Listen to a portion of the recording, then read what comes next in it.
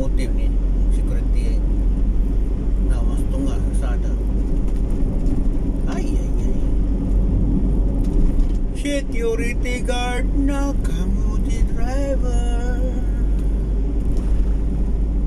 Ano kaya ito mga kabedor, no? Bakit ang hahaba ng mga poste-poste na nilibing nila dyan? Ano kaya yan? Mahaba rin ang mga crane. Ay.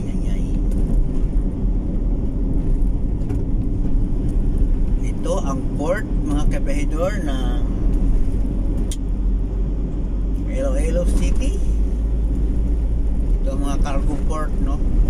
Ang dulo nito port ng papuntang Guimaras Island. Ang sunod port ng papuntang Cebu and Manila. Diba?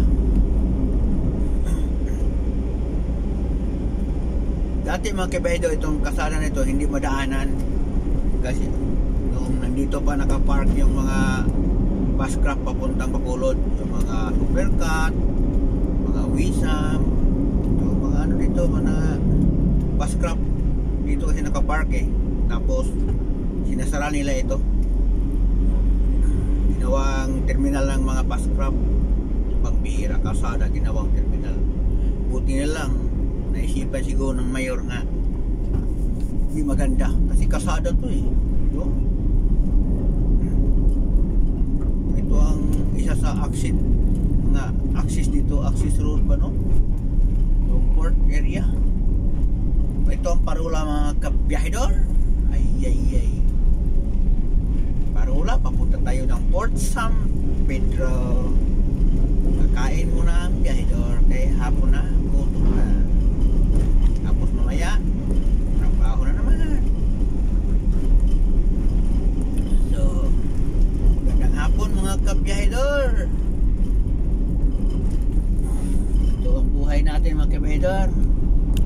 Nasa kalsada palagi. Bukas napakalayo ng ano natin, biyahe bukas dulo to dulo sa probinsya ng Iloilo. Saan tayo magparking dito? Dami nagpark dito mga kabedor, iwan ko lang puno ang parkingan dito banda. Ay buti mayroon dito. Sus kung Cebu pa ito or ano Mandawi na puno, daming maklam.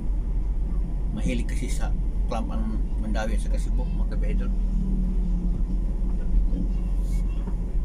Dito buti na dito wala man ang clam. So okay na siguro dito magparking lahat. Thank you for watching. Kain muna tayo.